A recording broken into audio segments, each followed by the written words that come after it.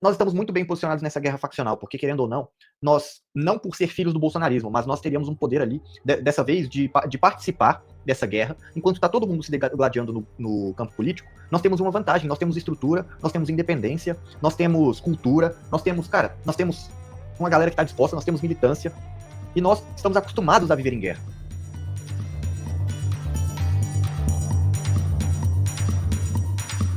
Bom, cara, para começar, eu queria contar para vocês.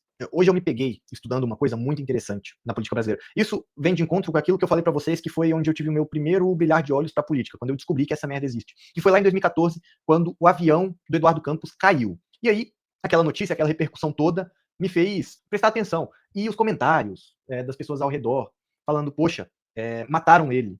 Não poderiam deixar ele chegar no poder porque ele iria causar uma revolução, que ele iria resolver tudo. E esse era o olhar das pessoas ao meu redor, de que o Eduardo Campos precisava ser calado porque ele era um ponto de ruptura, como se ele fosse um grande revolucionário, como se ele fosse resolver alguma coisa. E eu, até hoje, tinha esse pensamento comigo, porque foi o que eu ouvi de todo mundo ao meu redor. E aí eu decidi estudar. Fui atrás de quem era Eduardo Campos. Eduardo Campos era um dito socialista, do Partido Socialista Brasileiro.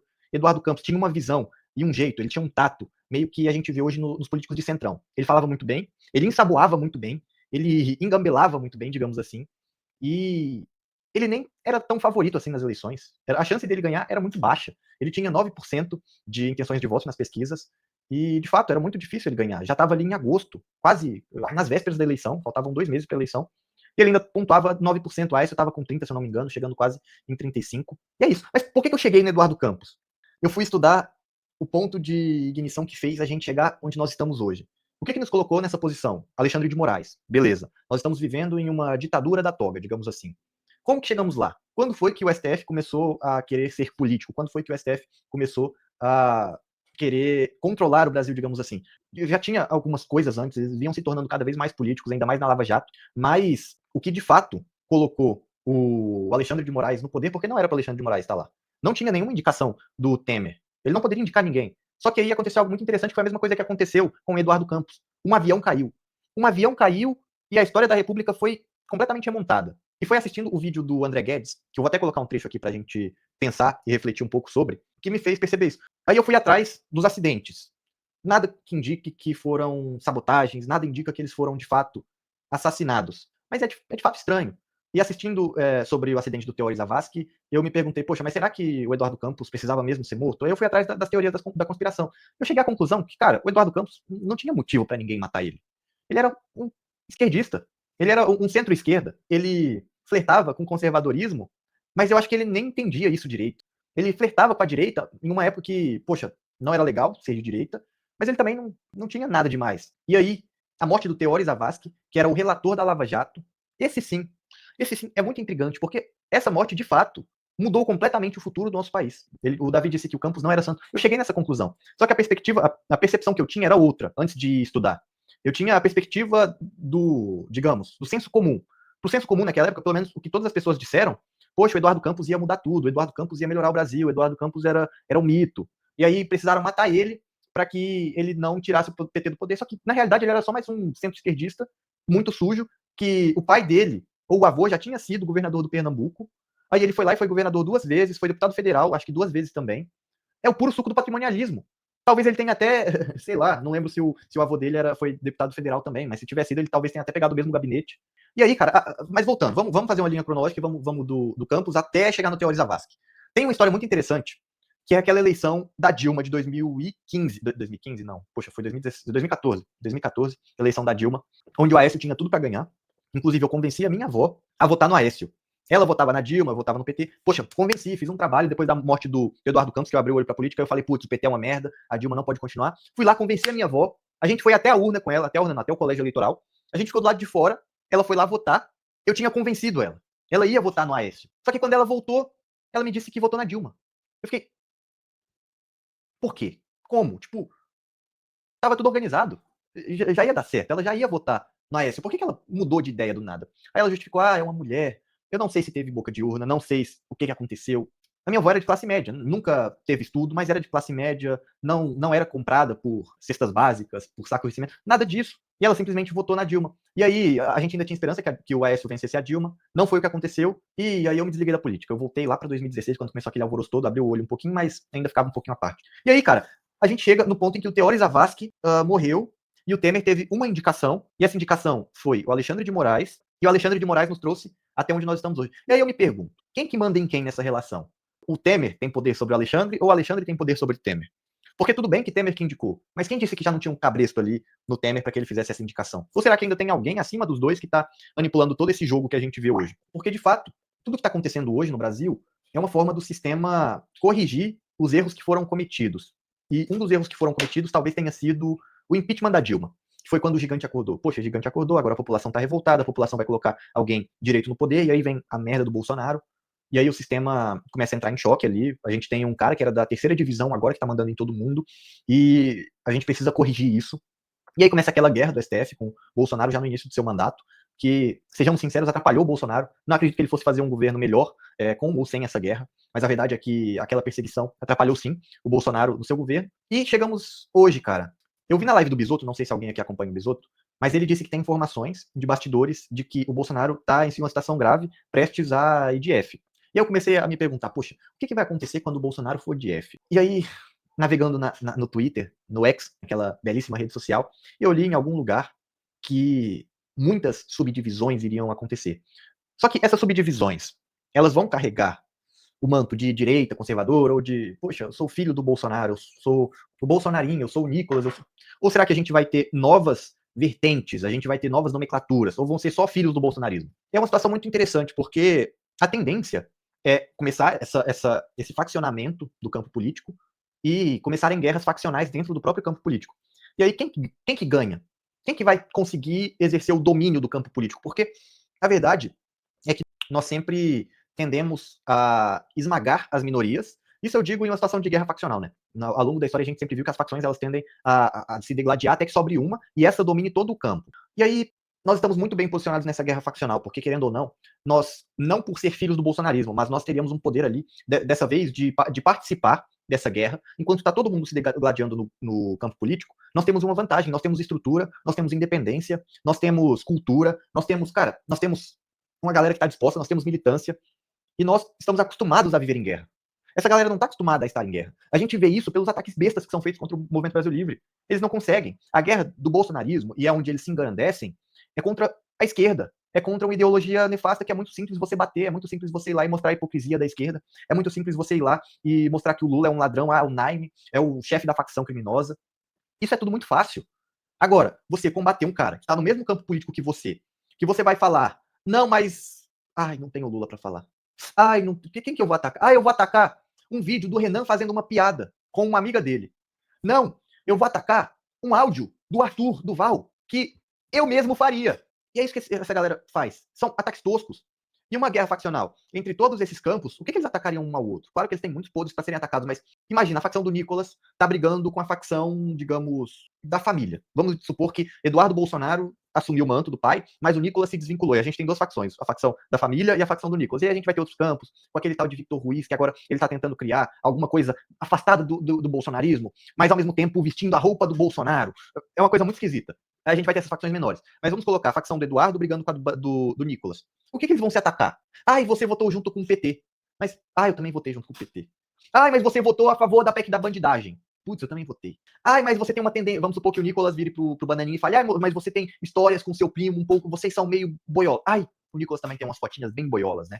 Cara, é uma situação muito complicada. E aí, o MBL jogando de fora, vendo tudo isso, a gente vai poder atacar tudo. A gente vai poder atacar o Bananinha tentando reviver e manter, usar o Bolsonaro como Marte. A gente vai falar, olha, Aras na PGR, voto de Minerva, o Flávio foi contra a Lava Toga, o Flávio, você votou errado, Bananinha, acho que foi o Flávio, né, que votou errado 2 vezes, ou foi o Bananinha, não me lembro, mas aí a gente vai poder atacar o Nicolas, a gente vai poder falar, olha, Nicolas, você foi o rosto da PEC da bandidagem, olha só, Nicolas, enquanto o Bolsonaro estava fazendo merda, você estava lá apoiando ele, e a gente estava aqui de fora batendo, a gente estava aqui de fora apontando os erros.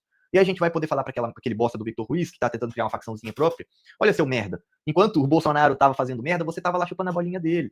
Enquanto o Bolsonaro tava lá fazendo merda, você não teve a coragem de se levantar e falar mal dele. Sabe, porque sabe o que vai acontecer? Esse Victor Ruiz, que tá gigante agora no Instagram, porque no YouTube ele é minúsculo, ele é irrelevante, tão irrelevante quanto eu, digamos assim, talvez não tanto, mas quase. Ele, quando o Bolsonaro morrer, quando der uma baixada, quando der uma esfriada, ele vai ser um dos campos da direita que vai vir e vai apontar os erros do Bolsonaro.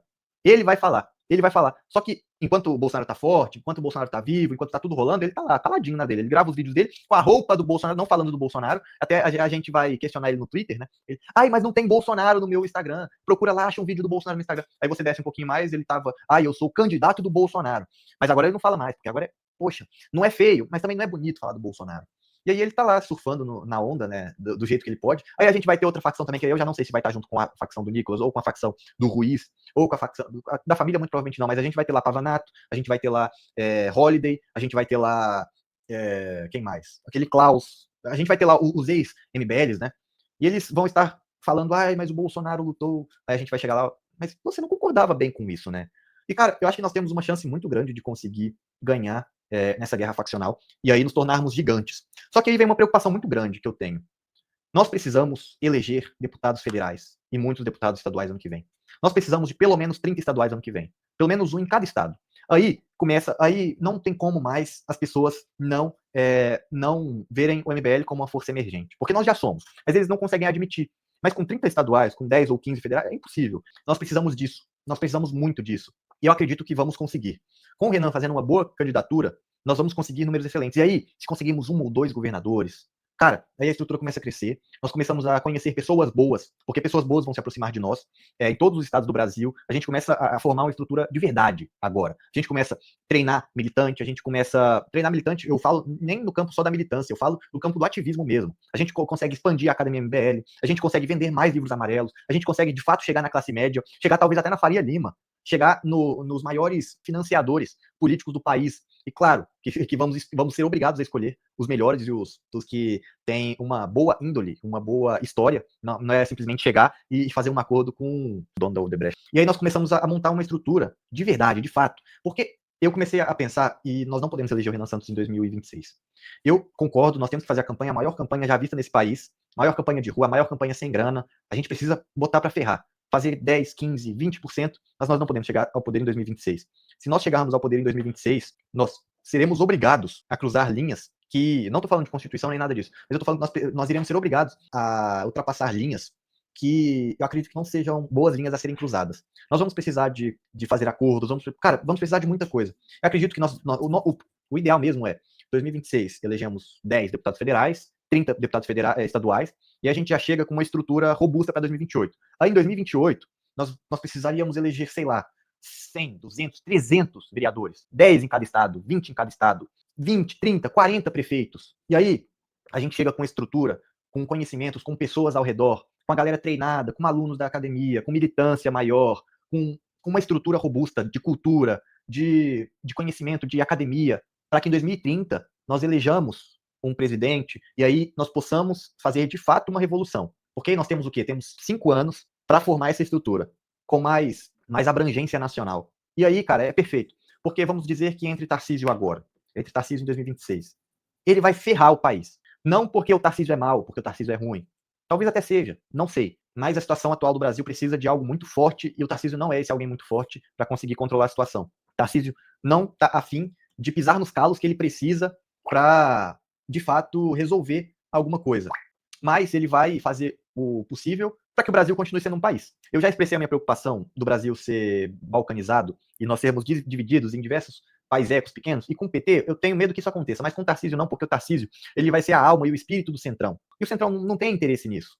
O Centrão não quer perder a boquinha lá no Nordeste. O Centrão não quer, poxa, ver o Pernambuco fazendo parte de um paiseco que agora não tem como ele mamar do estado de São Paulo. Então, o Tarcísio vai manter as coisas no trilho. Aí, em 2030, nós chegamos no poder, e de fato, com uma estrutura, com pessoas já nos altos cargos, seja do judiciário, seja de todos os âmbitos possíveis. Nós formaremos elites até lá. E aí, em 2030, a gente faz o trabalho. E é preciso ter paciência. O que eu estou dizendo aqui não é para desmotivar ninguém, não é para que você tenha menos sede na hora de ir para a rua e falar sobre, chegar no carinha na rua, olha, você tem um minutinho para ouvir sobre a palavra de... Não, faça isso, vai com sangue no olho, vamos com sangue no olho, para fazer o máximo para eleger o Renan Santos em 2026, mas sabendo que não podemos fazer isso. Se fizermos, beleza, vamos tancar, vamos encontrar a forma de resolver e de fazer o melhor possível. Mas esse não é o ideal. E eu acredito que todo mundo sabe disso, pelo menos dentro da cúpula do Movimento Brasil Livre. Mas se conseguirmos, boa, vamos lá e vamos fazer o que dá, vamos resolver e vamos fazer a revolução do mesmo jeito. Mas o ideal é 2030, porque a gente vai ter a estrutura maior. O Pedro Candioto comentou aqui, minha visão é, precisamos eleger o Rafa no Rio, uma maioria no Rio, no Congresso Estadual e Nacional, e repetir o mesmo em pelo menos mais 2 estados, preferencialmente deficitários, no Congresso, Senado, Prefeitura e por aí vai. Exato, cara. Se a gente eleger o Bombeiro Rafa em 2026, o foda é porque a gente está muito acorrentado na engrenagem política brasileira. Se o Bombeiro Rafa for eleito sem ter um presidente que dê apoio a ele para que ele possa resolver de fato a situação da segurança pública no estado do Rio de Janeiro, talvez ele não consiga resolver o problema. E aí nós teríamos feito promessas em vão. O ideal é que nós elejamos o presidente do Rio de Janeiro ao mesmo tempo que elejamos o presidente da República. Presidente, eu falei do Rio de Janeiro? Não, é governador. Mas sabe, estados que seriam essenciais, seriam perfeitos de nós elegermos, porque não teria necessidade de subir morro, não teria necessidade de fazer um enfrentamento militar ao crime organizado, e nós deixaríamos isso um pouquinho para mais tarde, porque seria a situação mais favorável para que fosse de fato feito de uma forma eficiente. Cara, vamos eleger governador em Santa Catarina, no Paraná, em Goiás, e vamos acabar com o crime organizado no âmbito institucional. Vamos acabar com o posto do crime organizado, vamos acabar com o mercado financeiro do crime organizado, vamos acabar com a finança do crime organizado. Porque aí a gente acaba com essas vertentes, esses campos de atuação do crime organizado, e ele vai ficando enfraquecido na sua sede, que é Rio de Janeiro, que é Salvador, que é Fortaleza. E fazendo uma gestão excepcional nesses estados que eu falei, fazendo de fato a ruptura da forma que é preciso, da forma que é possível nesses estados, basta ser um governador excelente, você não vai precisar entrar em conflito com o STF, entrar em conflito com o judiciário ainda nesses estados. Esses estados é mais fácil o jogo é mais tranquilo, e aí quando você já tem uma base nesses estados, aí a gente parte pro chefão. Qual que é o chefão? É ir para a presidência da República e, de fato, declarar guerra ao crime organizado e varrer do mapa, é ir para um governo do Rio de Janeiro, para um governo da Bahia, e aí a gente vai para os chefões e corta a cabeça de vez. O ideal, eu sei que todo mundo quer, todo mundo tá com sangue no olho para ver em 2026, vamos chegar lá em 2027, declarar guerra e vamos. Só que, com a conjectura atual, isso não é viável, isso é muito difícil fazer. Não duvido das cabeças do Movimento Brasil Livre e da inteligência que eles tenham para fazer acontecer. Mas a situação é que é isso. Ó, quem é nosso principal nome em Goiás para elegermos deputado federal? Já estamos montando chapa?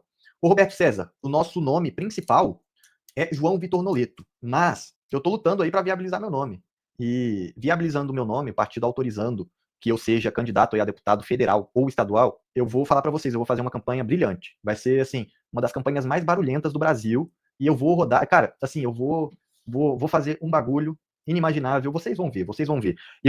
Olha, meu filho tá prestes a nascer, para quem não sabe, eu tô morando aqui em Portugal. Meu filho tá prestes a nascer, meu filho nascendo, eu vou fazer o passaporte dele pronto, eu já vou comprar passagem, e ano que vem eu tô aí, no início do ano eu tô aí, e eu vou começar a movimentar, e vocês não perdem por esperar. Um dos nomes mais falados em Goiás, em 2026, será Guilherme Calil. E aí, cara, não me interessa se eu vou ser cabeça de chapa, se eu vou para me eleger, eu quero eleger um deputado federal em Goiás.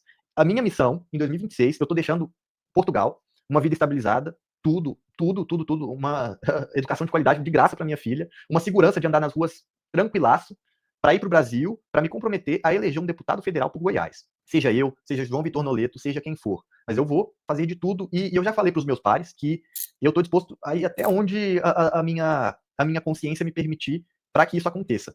E não querendo ser muito otimista aqui, mas eu tenho os meios, eu tenho muitos contatos, eu tenho uma rede muito influente em Goiás para fazer com que nós consigamos atingir esse objetivo. E eu acredito que vai dar certo. Eu acredito piamente que nós vamos eleger um deputado federal em Goiás. E é isso, ó, o Lucronos falou aqui, não esqueçam do Matheus. Pois é, cara, nós estamos montando chapa, nós estamos sim trabalhando em novos porta-vozes, tem o Carlos que está trabalhando aí para ser um porta-voz, temos o Matheus que está trabalhando para ser um porta-voz, o Igor, que eventualmente também, a galera gostou da live que ele participou aqui, que também pode vir a ser um porta-voz, sei lá, para 2028, ser um candidato a vereador. Temos outras pessoas também que vocês nem conhecem, que vocês nem têm noção, que vão participar dessas chapas.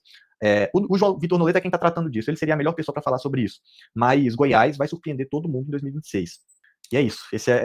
A minha ambição é essa. Eu quero que Goiás contribua para missão. Quero que Goiás contribua para termos mais um Kim Kataguiri pautando o debate público, para termos mais um Kim Kataguiri pautando o Congresso Nacional. Ano passado ele estava pautando, de fato, o Congresso Nacional. O que você via ali vinha do Kim Kataguiri. Esse ano já está mais complicado por essa questão da anistia, não anda nada no Congresso, não tem nada. Mesmo assim, o Japa está fazendo um trabalho, um baita trabalho, e aí eu me coloco na situação, poxa, se eu pudesse estar ali do lado do Japa, fazendo obstrução, falando na cara dos políticos que eles são vagabundos, falando o que tem que ser falado, propondo projetos que desgracem com a vida desses vagabundos, protocolando projetos que vão de encontro com a guerra ao crime organizado.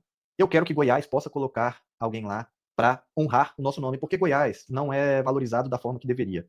Goiás não se dá a devida importância. Nós somos um dos estados mais importantes da República, mas ninguém percebe. E o próprio goiano não percebe isso. E aqui de fora eu percebo. É que Goiás pode ser muito foda.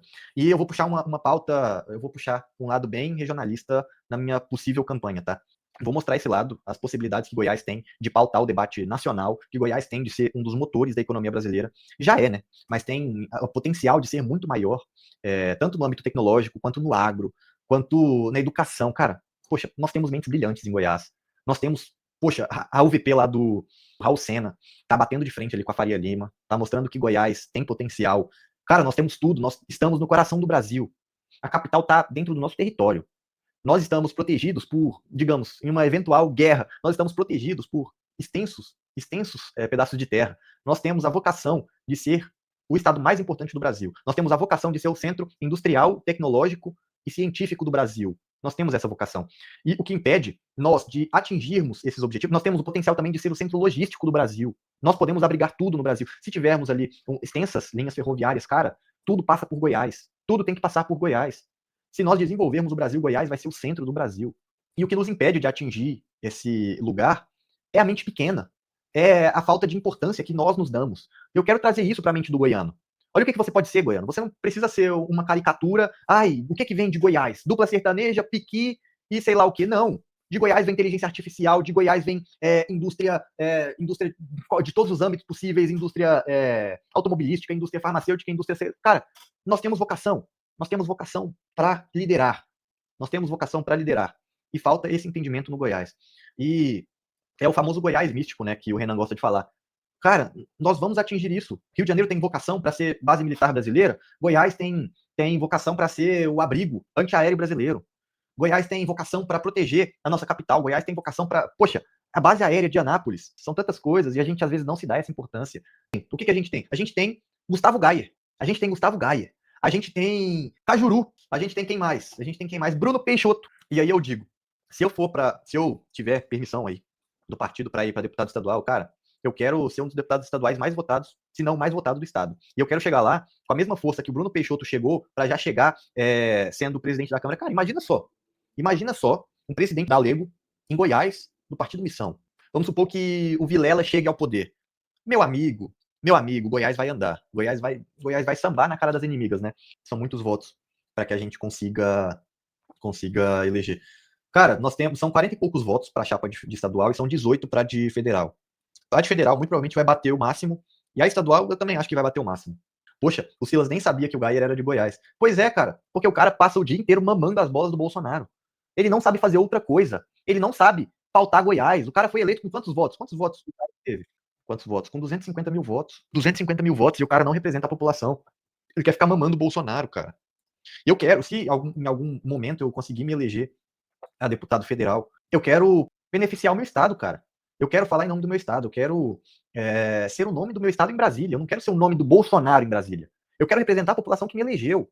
Eu quero representar, sei lá, vamos supor que eu tenha 100 mil votos. Eu quero representar os 100 mil votos dos goianos, que não querem só que eu esteja lambendo a bota de presidente ou de ex-presidente, não.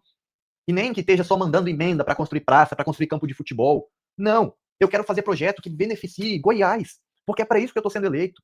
É para isso. E a gente tem várias bancadas, é muito interessante. Nós temos várias bancadas no Congresso Federal e nós não temos bancadas estaduais, onde eles sentam e falam, olha, vamos fazer tal coisa para acelerar Goiás.